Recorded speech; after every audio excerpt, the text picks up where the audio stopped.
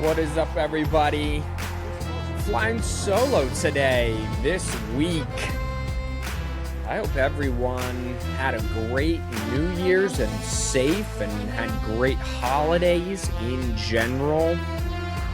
Thank you for being here. I am your host, Captain Boring.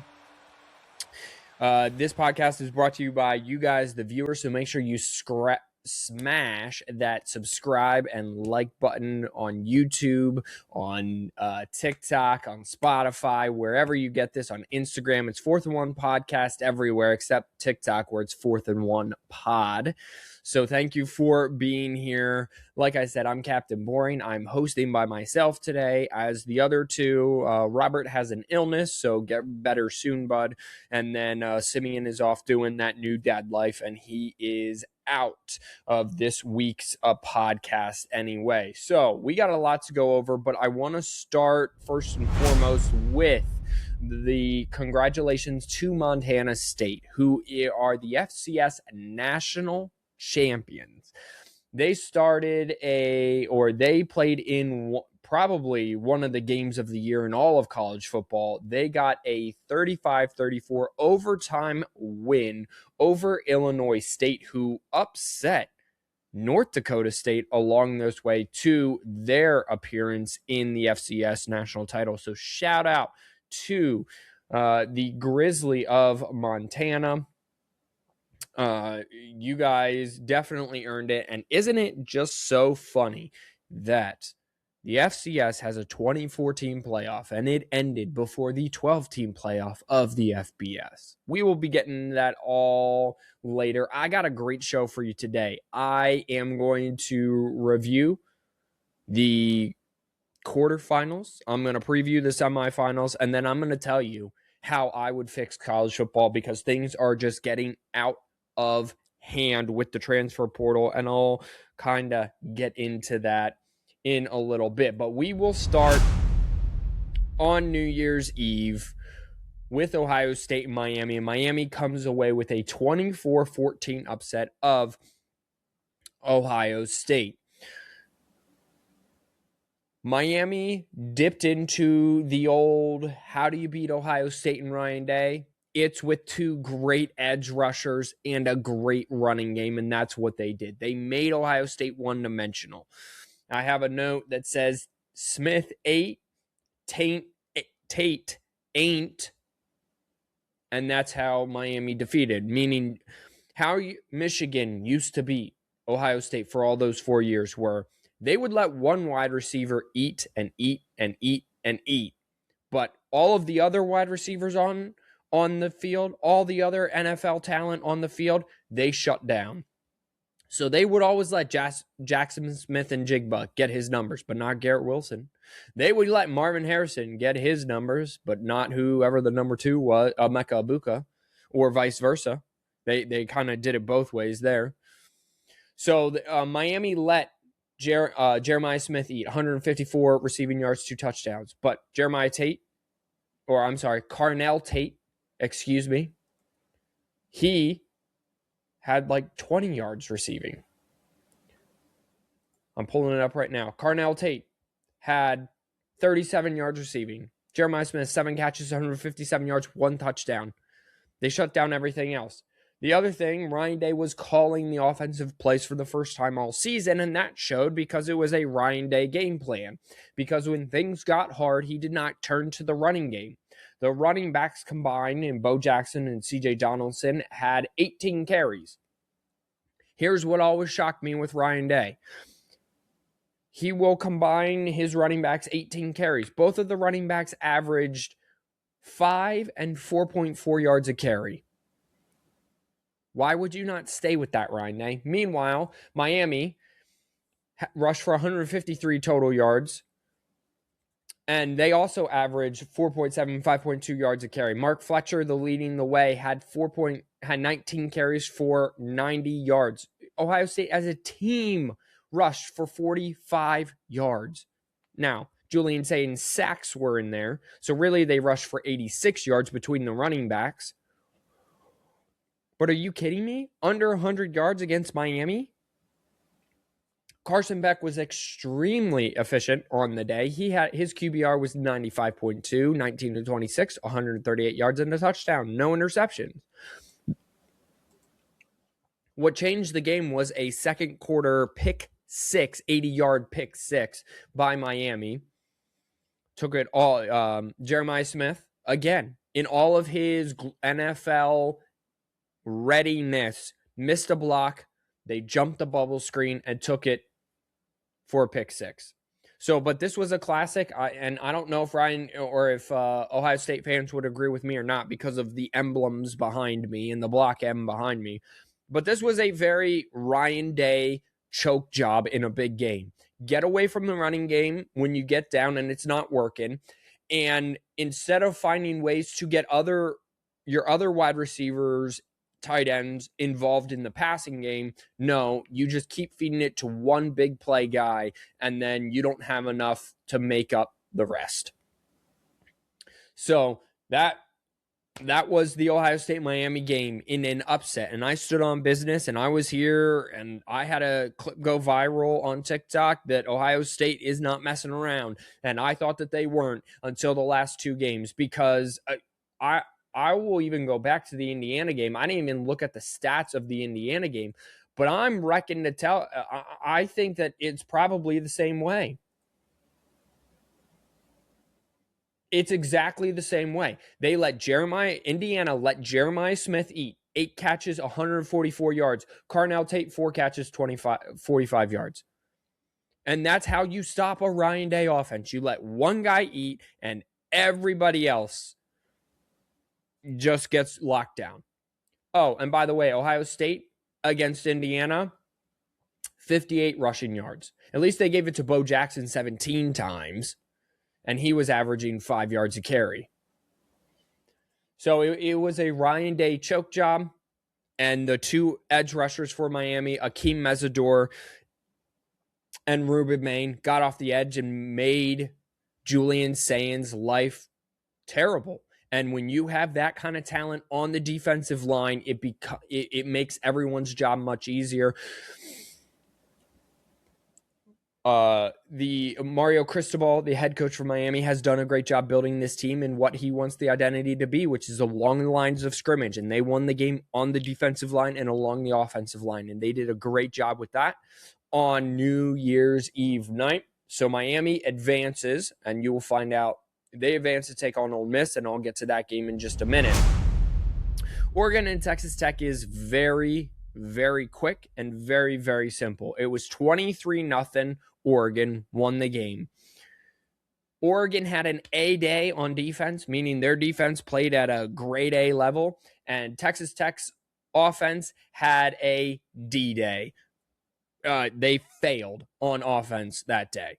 Oregon played their best game on defense. Texas Tech played their worst game on offense the entire season, and that's what happened, which is a bummer because Texas Tech's defense is very impressive, and I wanted to watch more of David Bailey.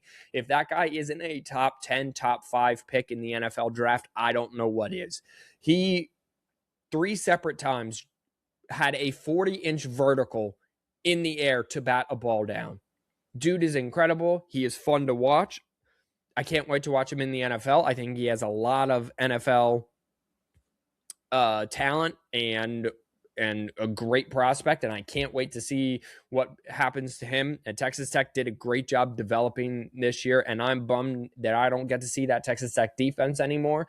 But Oregon, they won the game fair and square, and they shut down Texas Tech's offense through and through. Another team that shut down the opposing team's offense was Indiana over Alabama. This was a rout. This was an embarrassment. This was a fireable offense, in my opinion. 38-3. Indiana just shellacked. Indiana shellacked Alabama. Alabama's lack of running game finally caught up with them in a manner where it became embarrassing. Alabama rushed for 23 yards on the day. That's nothing new. I've been standing on this table, but I thought that their passing game would help them and at least make some plays downfield. Nope. Indiana can absolutely win the national title. I'm not betting against Kirk Cinetti the rest of the way. For however long he's in the playoff, I am picking Kirk Cinetti. So just spoiler alert there for later in the podcast. They do everything great. The one thing I would like to see is Mendoza in a drop back passing game. You are down 7. You have to throw the ball. You could say you saw that against Penn State. Yeah, but I would like to see it not just the final drive. I would like to see it. You are down 10 second quarter. You now have to throw the ball the whole game. Indiana runs the ball. They stop the run. Their defense is sound. Their safeties and corners come down with a fiery passion and hit you and make you feel them. Pause. And they run the ball extremely efficiently, and then Mendoza is efficient passing the ball. It's an RPO heavy offense, but RPOs can work if you're running at 5.5, 6 yards a clip, and that's what Indiana does. I'm never betting against Kirk Cinetti again. Kalen DeBoer proved again why Alabama shouldn't have been in the playoffs, so thank you, committee, there. And we move on. The SEC is done being the top dog conference. You just are. You absolutely are. You cannot lose by 35 points, 5 touchdowns at the Rose Bowl and think you are still a top dog conference, because you're not. Okay? Oh, and to all the pundits out there that says Group of 5 didn't belong, Group of 5 don't belong, Group of 5 don't belong, how dare you let 2 Group of 5 teams in? Group of 5 managed to put up a combined 44 points. In the Texas Tech put up 34 less points than James Madison against Oregon. Okay? And then Alabama put up 7 less points than Tulane did on Ole Miss against Indiana. So I don't want to hear it anymore that Group of 5 don't belong, because clearly neither does Alabama and Texas Tech. And I was standing on business that Texas Tech was a national contender finalist. I didn't think Alabama should have been in the playoff, but a lot of people did. And so what do you think about that now? Group of 5 don't belong. Well, Group of 5 put up more than Texas Tech and Alabama combined. Tulane, 10 points, put up more than them combined. So I'm done with that argument. The Group of 5 absolutely belongs. And yes, the highest conference champion, even if that's Group of 5, they belong. Because I'm done with that argument.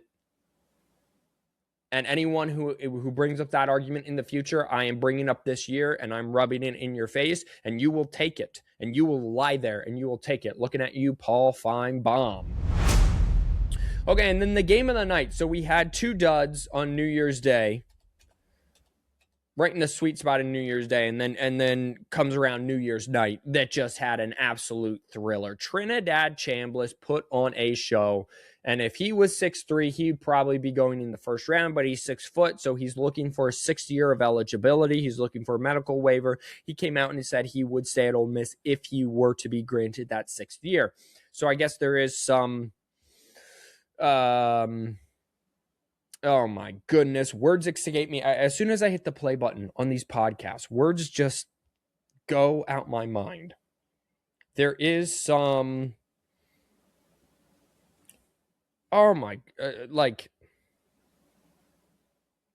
commitment. Like, that's not the word I'm looking for, but there is some commitment from these kids.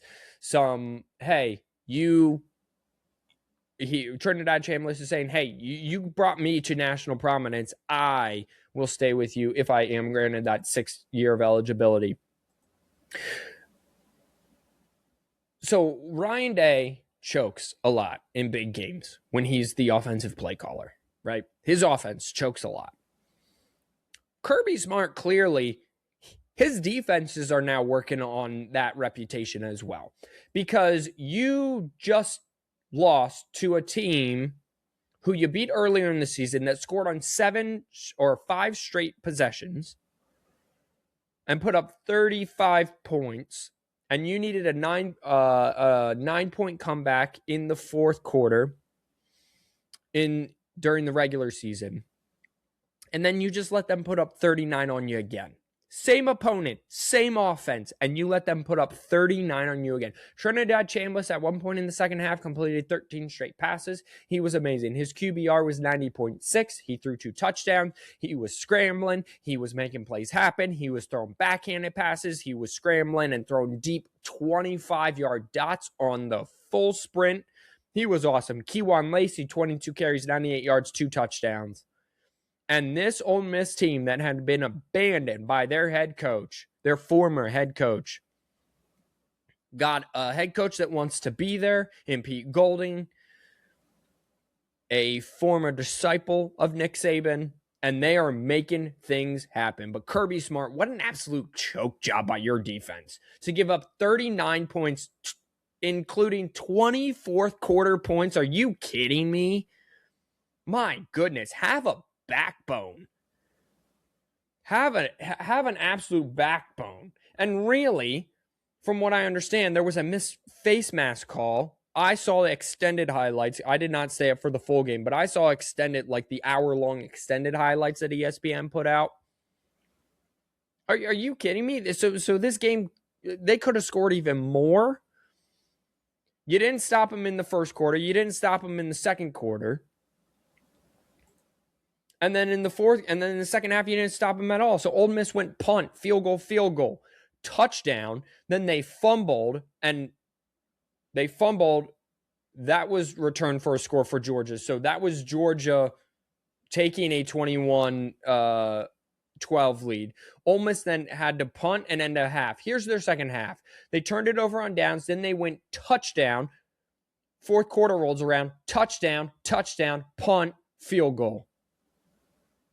Are you kidding me? Kirby Smart, like, have a better game plan defensively. Like, I could see if they didn't play Ole Miss, right? And Ole Miss is a high-powered offense, even without Lane Kiffin, and Charlie West Jr. doing a great job, terrific job calling these games. Terrific job. I think he will get a head coach spot, whether or not he deserves to be a head coach or will be a good head coach, I don't know. But eventually he will be, because he is a terrific play caller.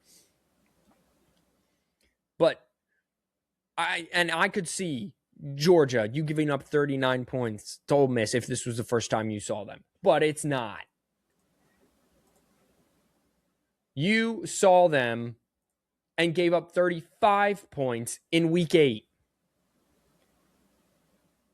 And Georgia, you had to outscore, and you enter, and that was a 17-0 fourth quarter to where the defense actually locked down for just a single quarter.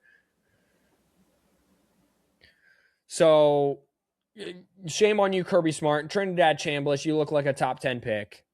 I wish you were taller, but you got the experience. You're a Division II national champion. You started there. You came here. You're lighting it up.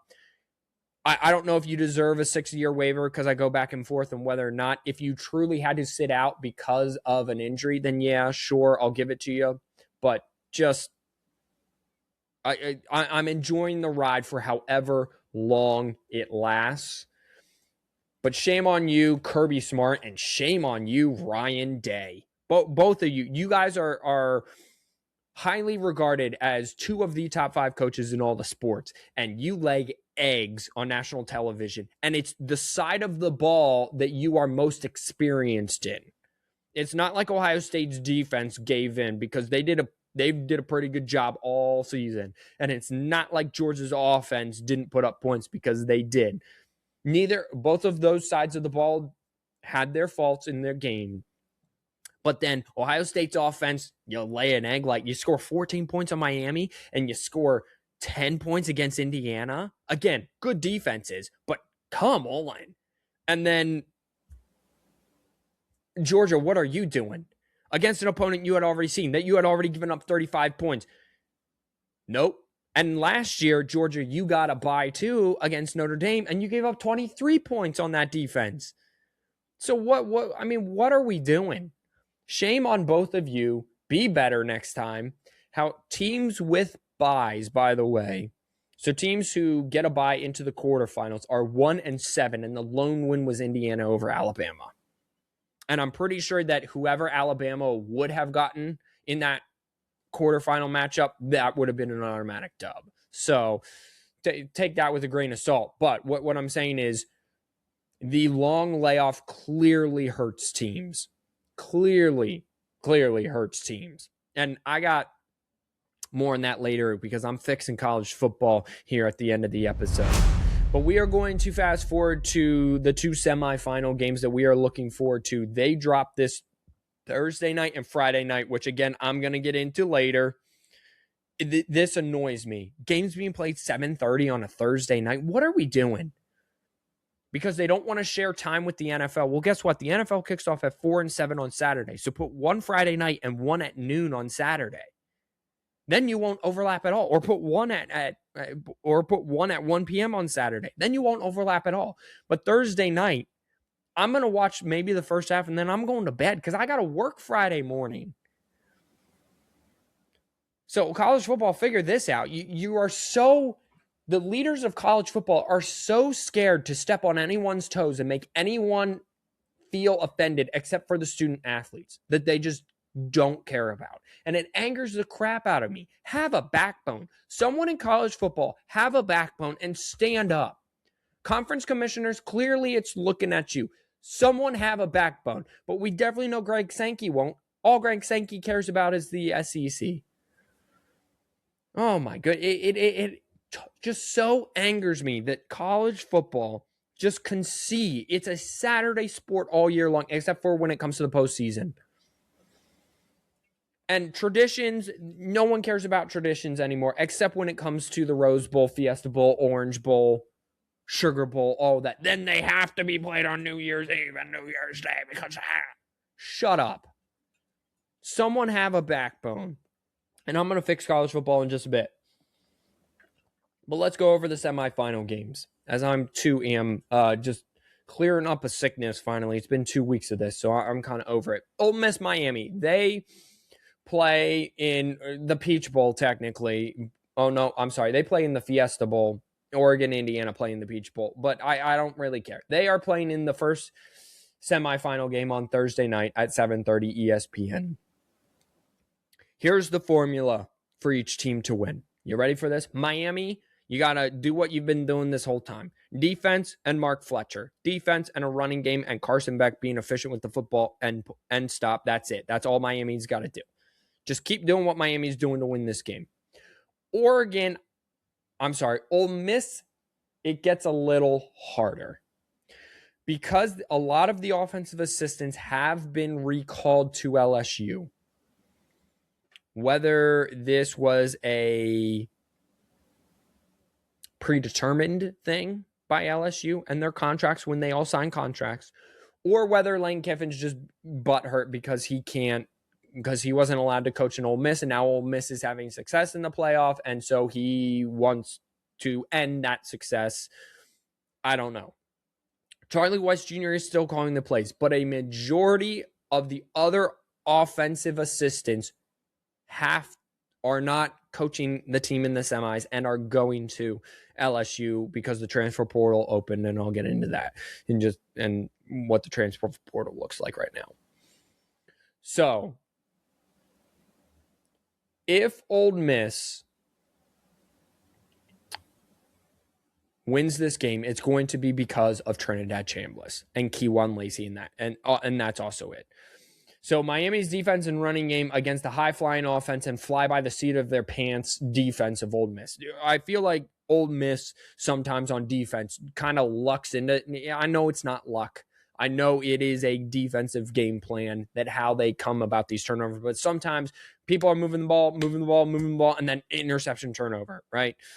They're just getting run through. Then they get a timely turnover or a timely sack. And again, I get it. It's a defensive game plan. But it does kind of feel like they don't have the horses on defense that they do have on offense. And I think that that's very clear. So Charlie Weiss Jr. is calling the offense. So that will be good. And at least there's that in Trinidad's headset. And so there is that familiarity. But I think Ruben Bain and Akeem Mesidor wreak havoc just like they've done. I think that they don't let Trinidad get outside the pocket. They keep him within the pocket, which Georgia tried to do, just not very well, as we've covered. And I think Mark Fletcher controls the game. in Ole Miss's loss is, they only have one loss. They have two losses. They have one loss. In their one loss to Georgia, Georgia dominated the second half running the football. Miami wants to lean on that because I'm not sure that they trust Carson Beck completely yet. And I don't know that they have the horses on the outside. They have two great wide receivers, Miami does, but one real game changer. And that is Malachi Toney. So Malachi Toney, he's going to be a 1,000-yard receiver. Mark Fletcher is a 1,000-yard receiver. Mark Fletcher might be a 1,000-yard back by the time it's all said and done.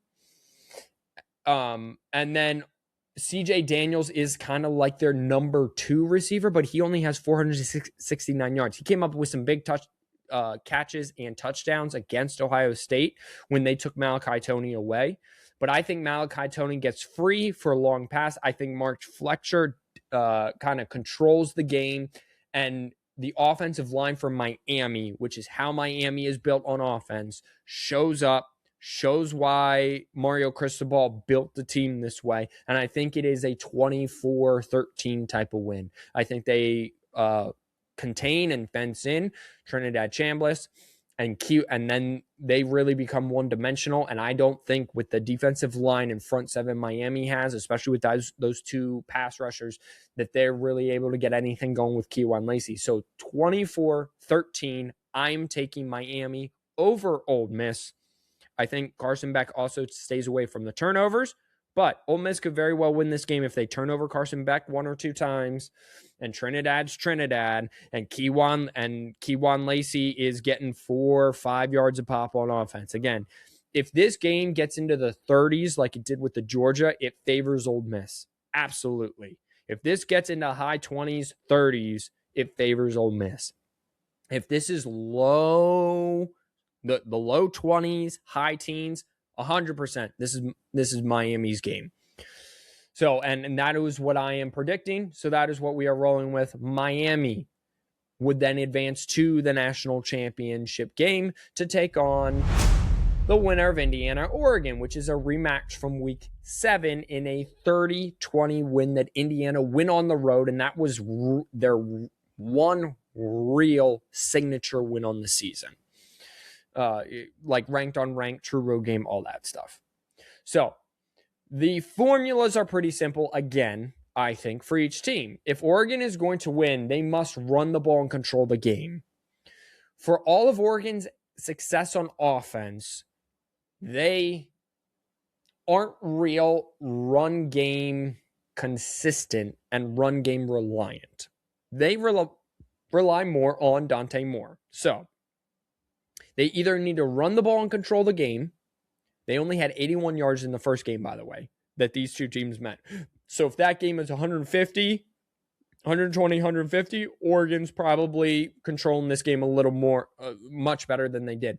Or Dante Moore, who is projected the number 2 overall quarterback in many mock drafts for the NFL draft, if he decides to go out, has to show why he should be the first overall pick. So either Dante Moore has a first overall pick game, or Oregon runs the ball and controls things. I don't think that they happen together. Much like Indiana's game plan and path to win this game is exactly what Indiana's been doing all year, which is run the ball, play great run defense, and turn your quarterback into a drop back passer and let your secondary of hard-hitting safeties and corners eat. And that's what they've been all year, and that's what I expect them to do. I don't expect any game plan changing whatsoever with what Indiana wants to do. Again, second time, it's always harder to beat a team for a second time in a season. So I do expect Oregon to throw some more wrinkles into this game. But 81 yards isn't going to get it done. I'm done betting against Kirk Cignetti. I think Indiana wins. I think it's a low-scoring 21-17 type game. Oregon's defense plays well. I just think Indiana's defense plays better. And Indiana on defense has to take away the RPO. They have to make Mendoza, they have to take away the running game and make Mendoza a drop back passer. That's the only way in the last 2 seasons anyone has shown that that's how you beat Indiana. You take away their running game, you're more physical in the trenches, and you make the quarterback be a quarterback. And it has proven that that works in terms of beating Indiana. However, I'm done betting against Kirk Cignetti. I think he's an excellent coach. I think he's the best coach in college football as of right this second. So give me Indiana 21-17 over Oregon. So it will be an Indiana-Miami national championship game. And I guarantee you there was not one person, myself included, that predicted 1, Indiana to be in the national championship game, and 2, Miami to be in the national championship game.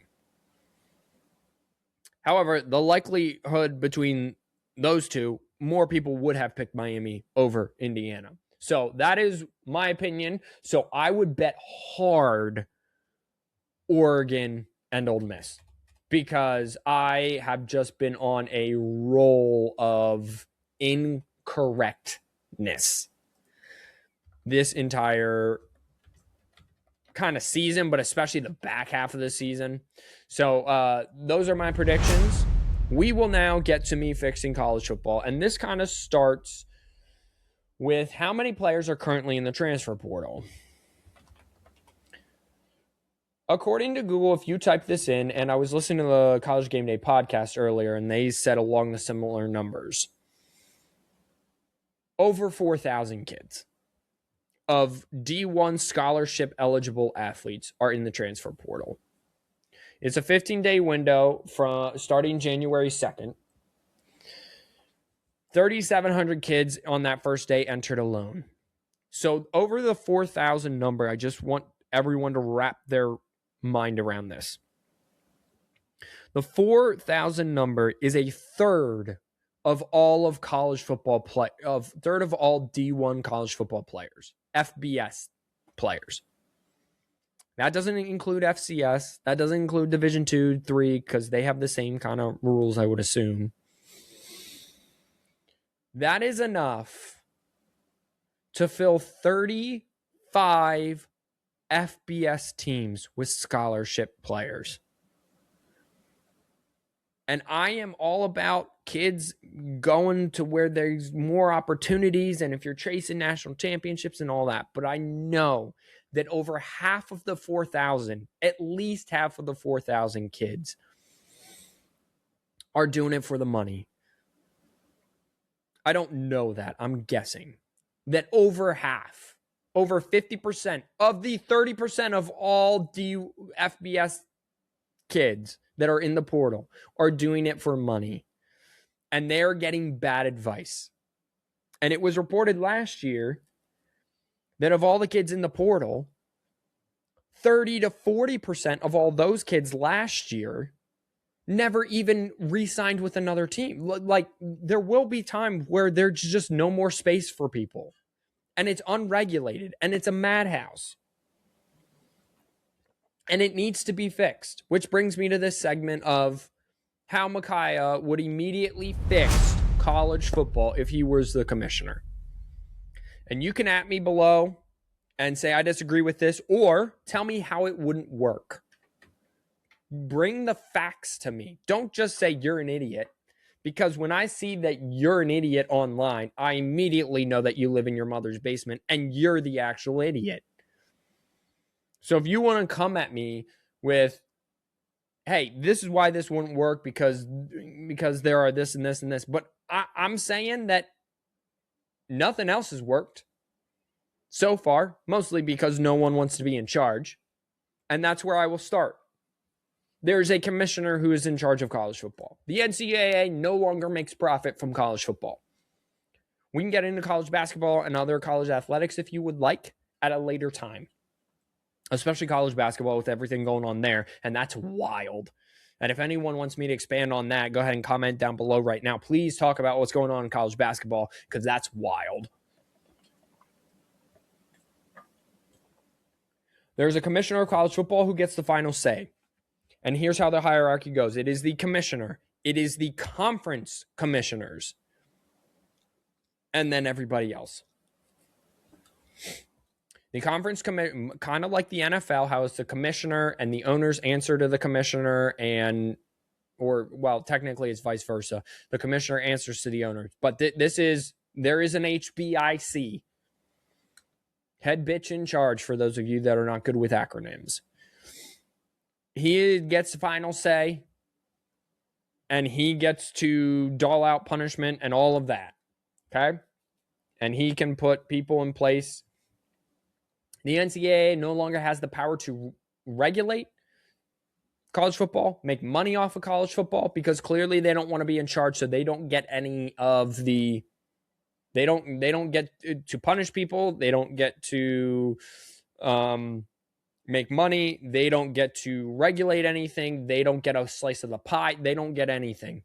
You want to just run to Congress and have someone else fix your problems for you because you are so dumb and you don't have enough foresight to say, hey, these kids are eventually going to make money. Let's get rules together in place. And then every time you lose in court, you just tuck your tail between your legs and instead of trying to make more, instead of trying to have stability. So you are no longer in charge at all. The number 2 thing I am doing to fix college football is I'm moving the transfer portal until after spring practice, preferably May. I'm moving it to after finals for colleges so that kids can transfer and then go into summer classes and be on campus early as fall camps are going to be get going then. So there is no more winter transfer portal. This 2nd to the 17th or whatever it is right now that is open. Nope, that's after spring practice. So if you sign up to go to college at a university, you are stuck there for at least 1 year, and then you may transfer. Speaking of transfers, you are allowed 1 free transfer, or unless your coach leaves or you get a medical hardship, which is what it used to be. So you get 1 free transfer, then you have to sit out a year. So we are not getting transfers every single year.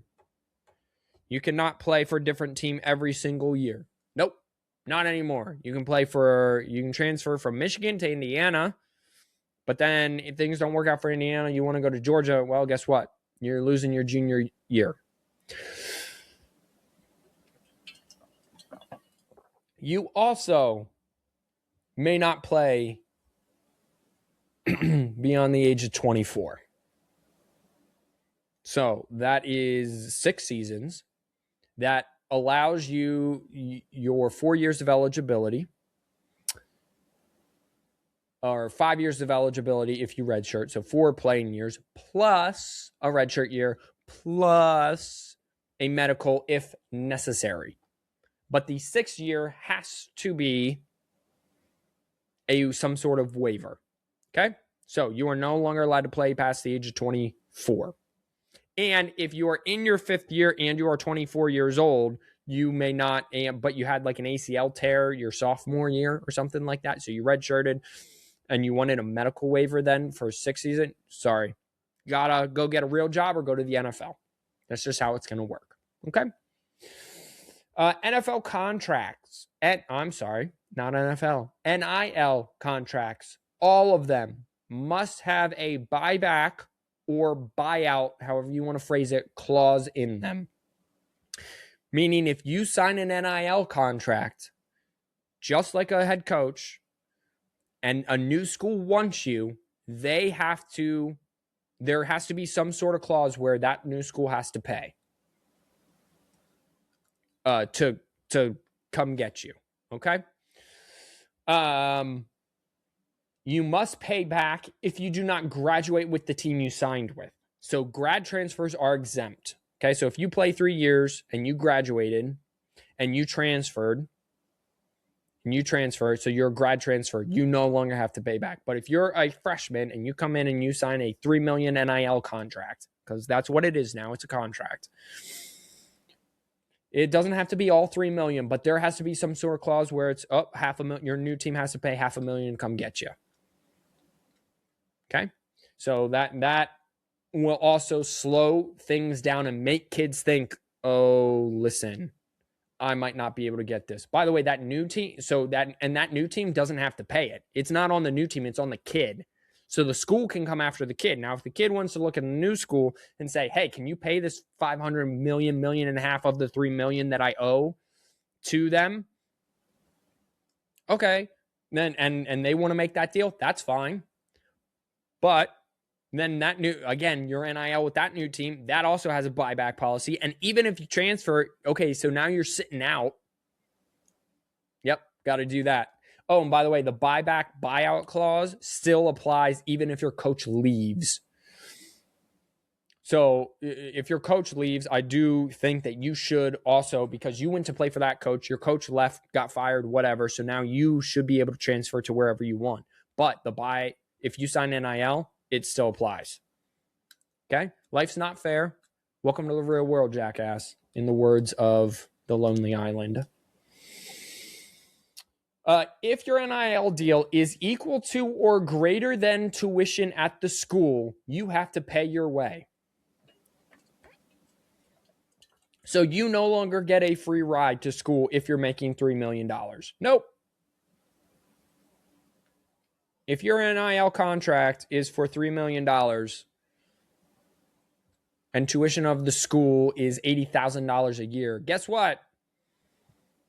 You're $80,000 less rich. You have to pay your way.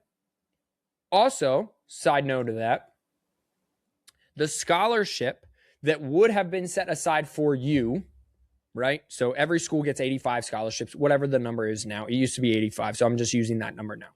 So every school gets 85 scholarships. And let's just take a Michigan player, Underwood, making $3 million, whatever he is a year. He would have to pay his way to Michigan. The scholarship that was one of the 85 that was set aside needs to either go to a walk-on of the football team or it needs to go to someone else on campus. And I leave that up to the schools.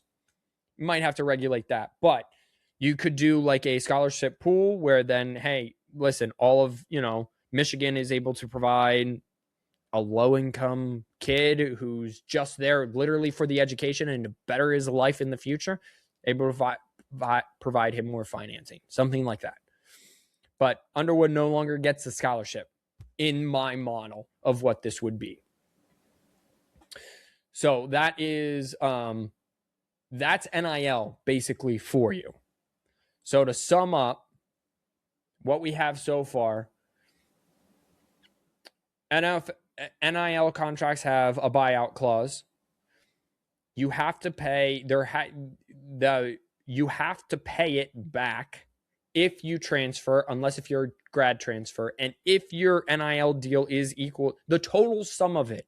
So this is not, oh, well, we'll just give him $50,000 here and $50,000 from another company, and I'll talk to my other buddy. He'll give me, nope, that's $150,000. Tuition's $80,000. Guess what? That kid's only making $70,000, sort of deal.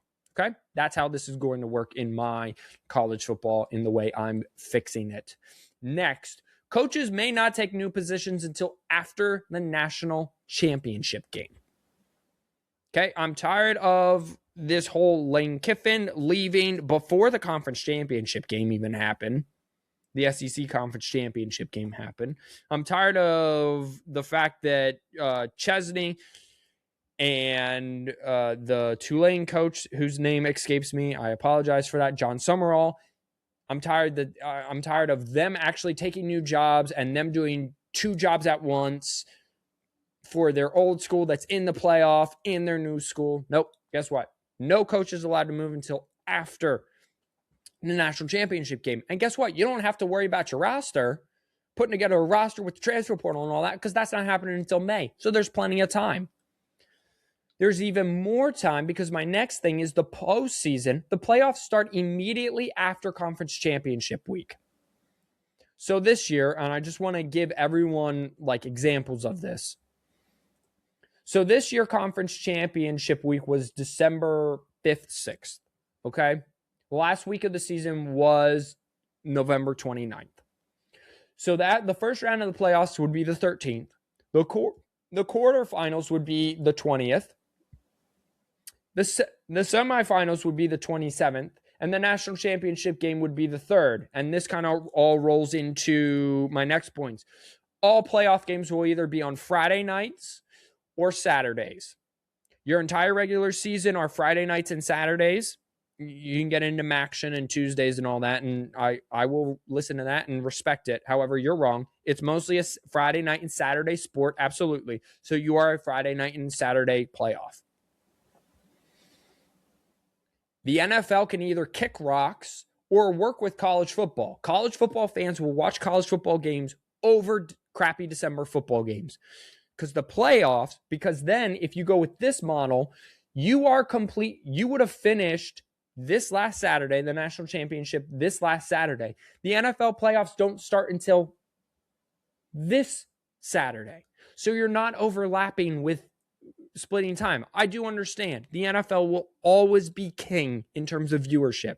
But guess what? You are just going to have to trust that college football fans are going to want to watch playoff college football game and not the Eagles and Commanders or whatever crap the NFL threw at us on Christmas. Okay? You're just going to have to trust that that's going to happen, and I guarantee you that's going to happen. Or the NFL can work with you and say, hey, we'll take the noon slot on Saturday. You can take the 4 p.m. and the 7 p.m. slot, or vice versa. Okay? If you expand the playoffs, you are now starting in week 0 to accommodate more playoff games. So if you are expanding and you have to add another week of playoff games, you are now starting not Labor Day weekend, but the weekend before, which is right now week 0. And you are ending a week earlier, so not the week of Thanksgiving. So conference championship games would be the week of Thanksgiving, and then your playoffs would start right after that. Okay? We are finishing up right around New Year's every single year.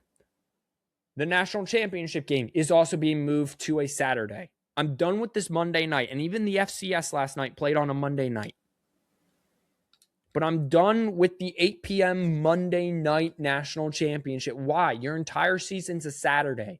It's going back on Saturday. The national championship is on Saturday. And heck, I might put the national championship at 4 p.m. on a Saturday. It doesn't need to be 7, 8 p.m. Who cares? College football fans will watch college football if it is on TV, if it is high-level college football on TV. Bowl games. And you might be asking yourself, well, what about the Rose Bowl, Fiesta Bowl, and blah, blah, blah, blah. New Year's Day is so important in tradition. You sound like an idiot, okay? Let me get into the smaller bowl games. If you sponsor a bowl game, so if you are the Wasabi Fenway Bowl or the Pinstripe Bowl, sponsored by whoever they were sponsored by, or the Pop-Tart Bowl, because we'll throw that in there, you must have a minimum grand prize $500,000 for the winner. Losers get nothing. I don't need a consolation prize. You are playing for a minimum $5,000. That's $5,000 per kid if there are 100 kids on the team, give or take. So minimum and $5,000 to play one game is pretty awesome. And then kids can make their mind up. Is it worth it to play in this game? Am I holding out? Am I blah, blah, blah, blah, blah, all that. But you must have a $5,000 grand prize for the winner. I think that will entice some people to play. And then it might still not be a month, but that is a minimum. If you cannot put up a cash prize for a bowl game, you don't get a bowl game. So let's just, again, use my example, the Wasabi Fenway Bowl. Wasabi's like, well, I'm not putting up $5,000. Fenway Bowl, if the Fenway group doesn't want to put up the $500,000, $1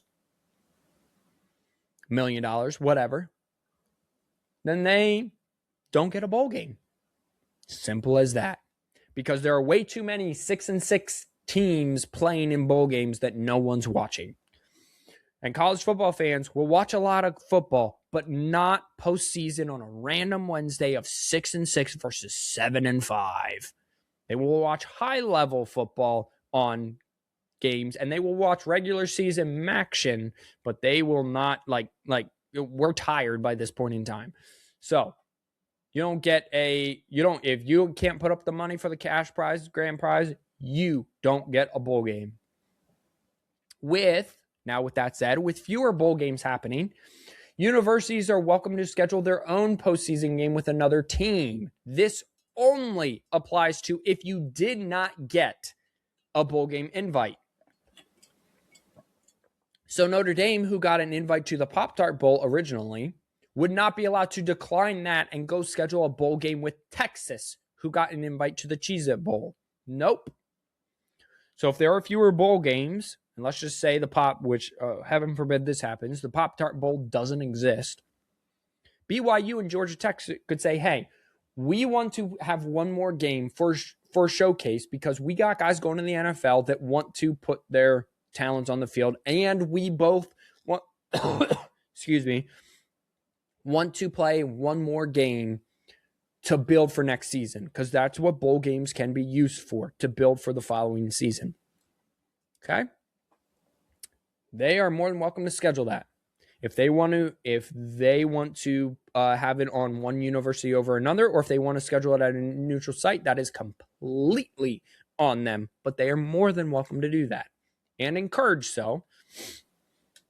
Okay? Playoff games are no longer bowl games. So the Rose Bowl is not a playoff game anymore. Nope. The bowl game site are given out to the highest bidder. So if the Rose Bowl, which is the name of the stadium, for those of you that don't know, wants to host a playoff game, they can bid for it. But if they also want to have a Rose Bowl game on New Year's Day, which is their prerogative, and they have to have at least $500,000, and they have to pick teams that are not in the playoff. That's just how that's going to work. I'm tired. It will be first round, quarters, semis, national championship games. We are getting away from bowl sites. Again, bowl sites are allowed to bid. Arizona, site of the Fiesta Bowl, is allowed to bid for a semifinal game. And if they get it, great. But it is not the Verbo Fiesta Bowl. It is the semifinal game. If the Fiesta Bowl wants to have a Fiesta Bowl, they have to take two other teams, and they are more than welcome to have two games at the same site. But the playoff game is not a bowl game. Finally, schedules.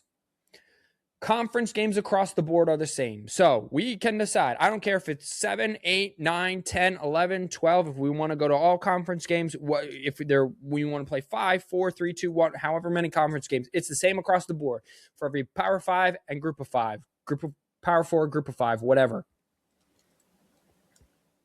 Conference, or let's just call it 9 for sake of argument. There are no more FCS games if you are in the Power 4 conference. So if you are in the Big 10, SEC, ACC, or Big 12, you no longer get to play FCS schools.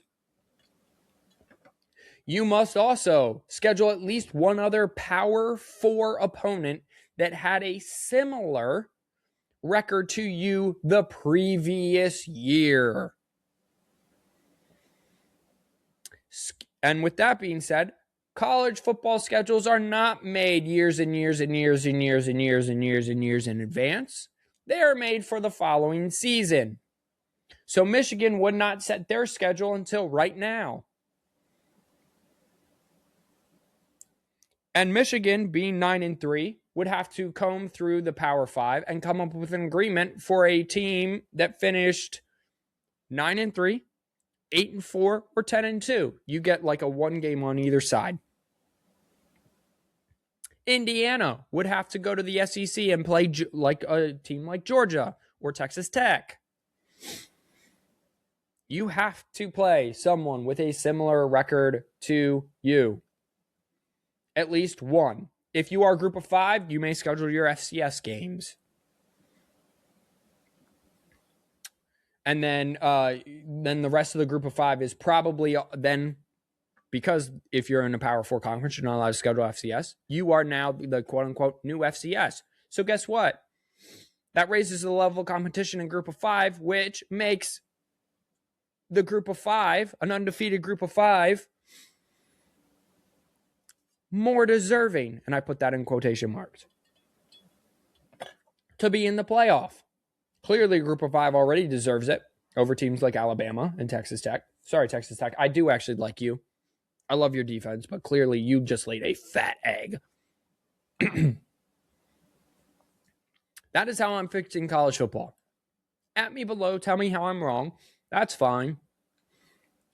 But I'm telling you, this whole deal, the last 20, 30 minutes, however long I've been blabbering on to you about this, this is way more structure than whatever bullshit we have to sit through right now. Sorry, Mom. So, those are my ideas to fix college football. I'm picking Miami and I'm picking Indiana to meet in the national title game. And Ryan Day and Kirby Smart are frauds and choke artists in the biggest games. And that's pretty much it. Thank you, everyone, for being here. Let me start the music here. Here we go. Thank you, everyone, for being here. I hope you enjoyed this episode. Please like, subscribe, and share with everyone. Wash your hands, you filthy animals. Flu's going around. Sicknesses are going around. We'll see you next week after all of the fun to preview the Natty. Bye-bye.